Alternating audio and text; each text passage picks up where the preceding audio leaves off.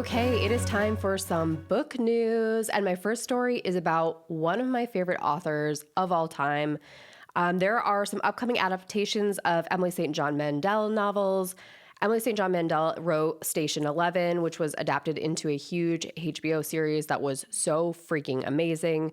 She also wrote The Glass Hotel, which is in development with HBO, which is in the same universe. It's sort of like a sequel to Station 11.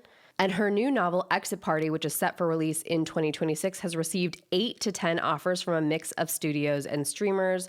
Jack Schaefer, who was attached to WandaVision, is set to showrun alongside St. John Mandel.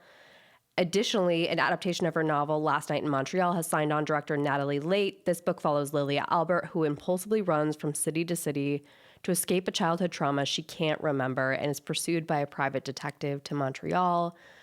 I want to watch anything that Emily St. John Mandel I still develops. haven't read her. So she has like, if you haven't seen Station 11, like that show wrecked me. It's a little bit different than the book, but I love them both for their own reasons. It's a great adaptation where they make changes, but the changes like really suit the television series.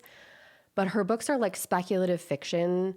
They often take place after like kind of like extinction events, like after like a disease spreads through or whatever, but like how people navigate that in a real way. And like, but it's more about like the emotions of the people and like how they survive. And it's just, she's just so good. Oh, I love that. Love her. I know people, there's like a cult following for Station 11, and it's one of those books that people continue to like recommend all over.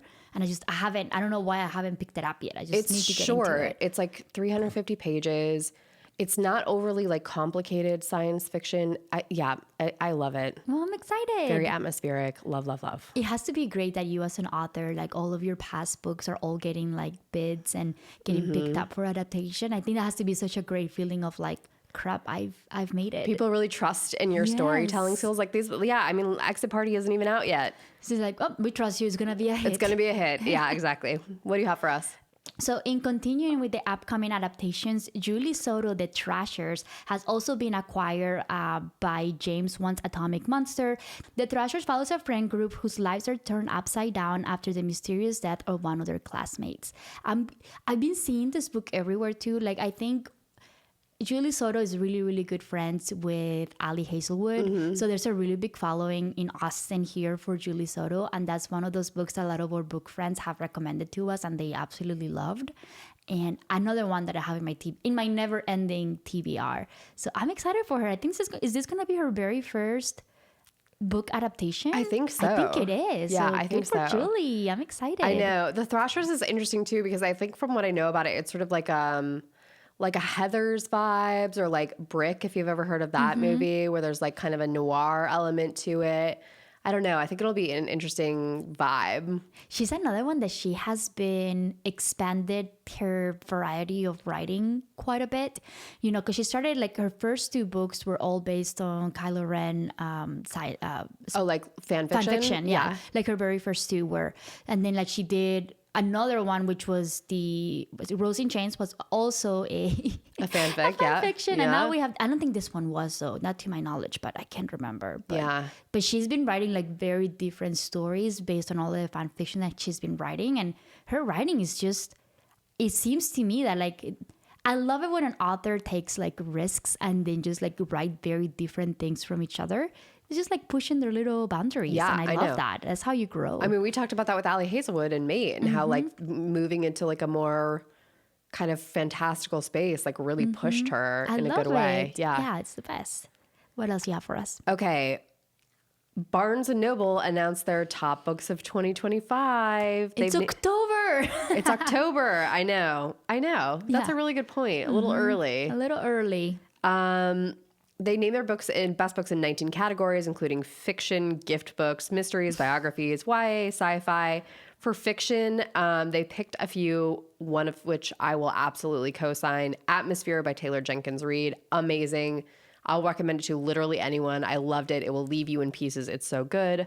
My Friends by Fredrik Backman. In the Land of Sweet Forever by Harper Lee.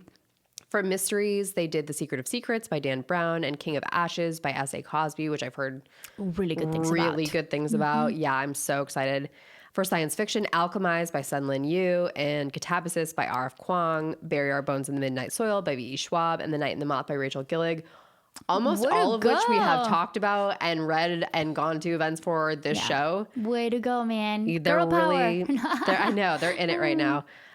Interesting, though, choice for science fiction. Like, I don't know that I would classify all of those, like, just in conversations about genre, those are interesting choices for genre. And, you know, we had this really big conversation when we were in the National Book Conference too.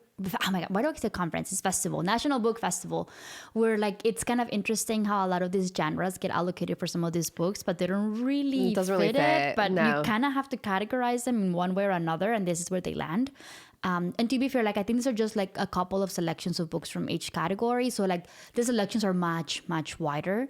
But yeah, it's kind of an interesting choice that I know. Some of these are science fiction. Anyways. But a nice cosign. We've got our finger on the pulse here at Literally Books because we've read a bunch of these. Exactly. Yes. And then last but not least, I think anytime that we're able to bring up Dolly Parton in this podcast, we will bring her up. Yes. And her imagination library is also being expanded to Northern Virginia, which is really exciting. They're prepping to deliver free books to children 5 years old and younger. The hope is to be able to begin registering the children so the books can begin distribution by early next summer. The foundation will cover the indirect costs and negotiate the book prices, and then while local affiliates will cover the cost of books and mailing through donations. Pretty exciting. I know that we talked about her, but every time that we hear anything about expanding the imagination library into different areas that don't get like good services for books. So we just love our Queen Dolly. Dolly she cannot be stopped. I know. And we had a little bit of a health scare with her recently, a couple of weeks ago, but it looks like she's doing okay. She put out a video saying that she's fine and that she's continuing to work. Our collective consciousness cannot take a Dolly loss right now. No, we need her. We need her. And that's all we had for book news.